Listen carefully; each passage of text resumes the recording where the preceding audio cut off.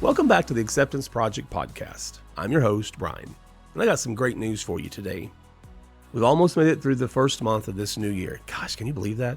It seems like just yesterday we were taking the Christmas tree down, wrapping up our Christmas joy, glad tidings, and goodwill to all, and putting them away for a few short months. Maybe you're one of those who leaves the tree up a little bit longer, maybe leave the lights up on your house a little bit longer than others, and it really was just yesterday. Or maybe you're like me and started on the morning of December 26th, trying to kick old man winter out as soon as possible so we could welcome in spring. Well, whatever you may be doing right now, I hope you'll take a few minutes to slow down and join us today as we explore our purpose, expectations for the year, and realities that lie ahead.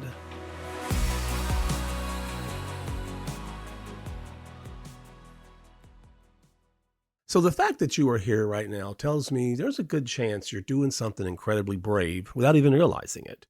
You're still showing up, and that takes courage. You're showing up each week to join the rest of us as we explore the changes that are occurring in our lives, how we are handling those changes, and even recognizing that sometimes we just have to stand for a moment and catch our breath before we start climbing again. But we are still climbing and moving, and that's progress.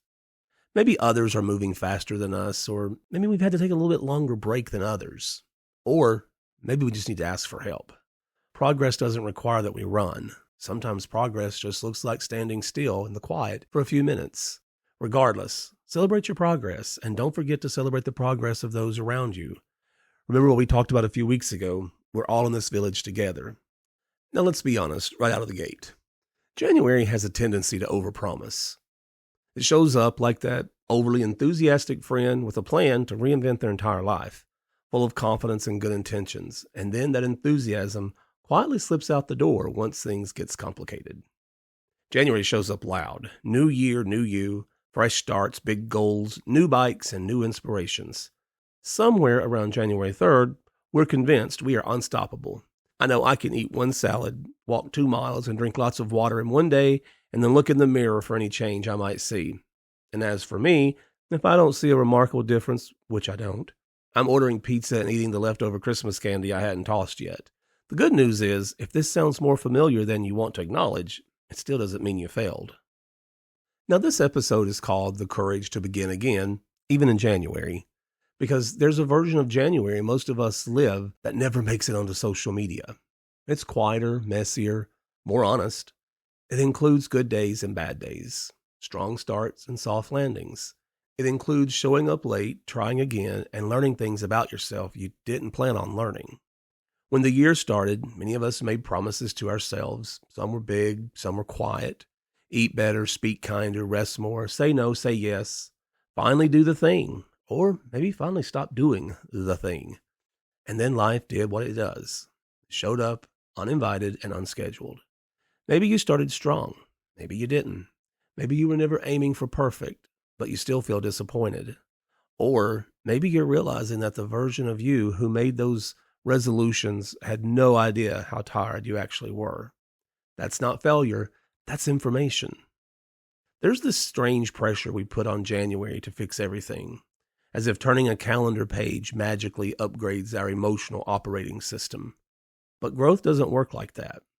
Growth is not a dramatic makeover. Growth is usually quiet. It's internal. It looks like pausing before reacting.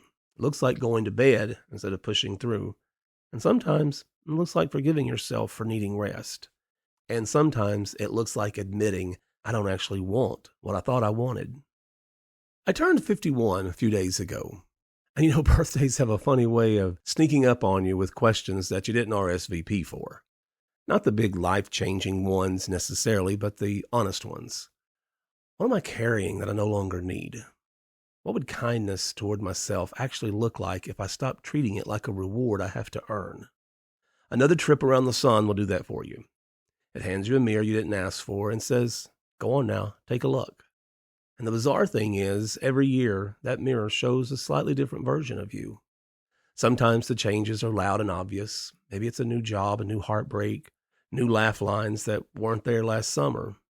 Other times, the changes are quiet, almost shy, like the way you started saying no without apologizing, or how you've learned to breathe before reacting. Or maybe you finally stop pretending you enjoy kale. Nobody likes kale. I don't think so, anyway. Growth comes in all shapes, and some of them taste better than others. This past year, I won things I didn't even know I was competing for. A little more peace, a little more clarity, and a little more willingness to take up space in my own life. I won the ability to walk into a room and not shrink myself down to fit someone else's comfort. I won mornings where I didn't wake up already exhausted from carrying expectations that weren't mine. And I won a deeper appreciation for the people who show up, not because they need something, but because they genuinely wanted to walk beside me. But this past year, I lost some things too. Some friendships that had run their course, some illusions about who I thought I had to be, maybe a few stubborn dreams that belonged to an earlier version of me, the one who still believed he had to outrun his own story to be worthy. Loss isn't always tragic. Sometimes it's just clearing out the emotional junk drawer, and God knows mine was overflowing with stuff I should have thrown out years ago. Hopes and dreams shift as the calendar turns, don't they? What I wanted at 25 or 35 or even 45 doesn't quite fit anymore. Back then, I wanted to prove something to myself, to the world, and to anyone who might have been watching. Now, I want to live in a way that feels like an honest conversation with my own soul. I want joy that doesn't require permission. I want rest that isn't earned through exhaustion. I want to build things, stories, connections, moments that outlast the noise. And humor, of course, helps. That helps everything. Because if you can't laugh at yourself at 51, you're missing out on some premium content. I've reached the age where standing up too fast is a full-body event, where I talk to my knees like they're coworkers who keep calling in sick, and where I've accepted that my favorite hobby is putting things away and immediately forgetting where I put them. But there's beauty in that too. It means I'm still here, still learning, still stumbling forward with a mix of grace and a little bit of chaos mixed in there. Another trip around the sun, it's not just a marker of time. It's a reminder that we're still becoming, still unfolding, still discovering the parts of ourselves we buried under fear or duty or someone else's expectations. And if we're lucky, each year teaches us to loosen our grip on what doesn't serve us and hold tighter to what does. So as I step into 51, I'm asking different questions. Not, how do I become someone better, but how do I become more myself? I'm not asking, what should I achieve? But instead, I'm asking, what feels true? And maybe the biggest one of all, what if the life I've been chasing is already here, just waiting for me to notice? I'm already having so much fun in this new year, and I've got a feeling this next lap around the sun is going to be something worth talking about. At some point in January, usually when the initial excitement fades, we start to hear our real inner voice again. Not the pumped-up motivational speaker voice, but the quieter one, the honest one. The one that says, I'm tired, or maybe I'm lonely, or I'm proud of myself and I don't need permission to be. That voice matters. There were years in my life where I confused being hard on myself with being productive. I thought if I just pushed more, criticized more, demanded more, I'd eventually arrive at some version of myself that felt worthy. What I learned, sometimes the hard way, is that shame is a terrible coach. It burns you out and then blames you for being tired. Self-acceptance, on the other hand, is steady. It's not flashy. It doesn't yell. It says, I see you, and I'm proud of you. Keep it up. Maybe January has shown you some things you didn't expect. Maybe you realized you don't actually hate slowing down, or that certain goals weren't yours to begin with, or that you've been treating yourself like a project instead of a person. Those realizations matter. This is also the time of year when old patterns try to sneak back in. The negative self-talk, the all-or-nothing thinking, the belief that one off day means you ruined everything. That's when kindness becomes a practice, not a concept. Kindness looks like adjusting instead of quitting. It looks like asking, what do I need right now? Instead of, what's wrong with me? It looks like allowing progress to be uneven and still count. Some days you will feel inspired. Other days you will feel like you're dragging your heart behind you like a piece of carry-on luggage with a broken wheel. Both days belong to the journey. And here's something we don't say often enough. You are allowed to change your mind. You are allowed to redefine your success. You are allowed to move at a pace that honors your nervous system, your history, and your humanity. The cold Januaries we don't post about are where real growth starts.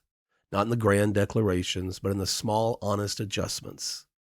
In choosing compassion over punishment. In noticing what drains you and what restores you. In realizing that becoming more yourself is a lifelong process, not a 30-day challenge.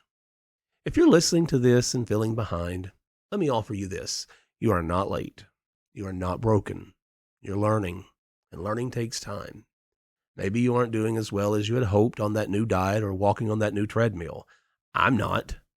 Maybe the clothes have already begun piling up and you can barely see that new Peloton bike you spent way too much money on and just knew it would give you the confidence to get in shape. That's okay. Ever heard that Rome wasn't built in a day? Well, guess what? Rome wasn't destroyed in a day either. So take time. Maybe today is just a lazy day and you need to rest. For whatever reason, you need to rest and take a deep breath. But don't lose sight of your goals. Make changes when you can. Make progress when it's possible. But don't beat yourself up and convince yourself you'll never do it. Maybe the most powerful thing you can do before January ends is not to recommit to everything you promised, but to check in with yourself and ask, what kind of support do I need right now? And then, important part, actually listen to that answer. I hope that today's podcast has inspired you to be easier on yourself. Cut yourself some slack when and where you need it. Realize your own potential and accept help when it's offered. I also hope you will share this podcast with someone who may be struggling, or maybe they haven't found their way to this podcast. Check out bridgingsuccess.com to see what we have going on. Listen to the podcast or send us an email about your thoughts or ideas for future podcasts. Also, I have a big announcement on February 3rd that I'm really excited to share with you, so make certain you come back on that day to hear the news. So, as we come to an end of our time together this week, just remember, growth is not measured by how loudly you announce it. It's measured by how gently you treat yourself when no one is watching. The days you feel unsure, they still count. The pauses still count. Quiet moments where you reset yourself still move the story along. You're not required to become a new person this year. You're invited to become a more honest one. And honesty, paired with kindness, changes everything. So until next time, take care of yourself and take care of one another.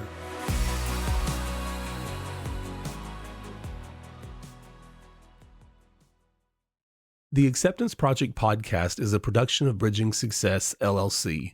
To learn more about the podcast and our work, please visit bridgingsuccess.com. This podcast and its contents are for educational, informational, and entertainment purposes only. I'm Dr. Bryan Gross, but I'm not a licensed therapist. The topics and opinions shared by me and any guests are our own and should not replace professional or medical advice. If you're seeking mental health support, medical guidance, or help with personal matters, please reach out to a licensed professional who can provide the individual support you need.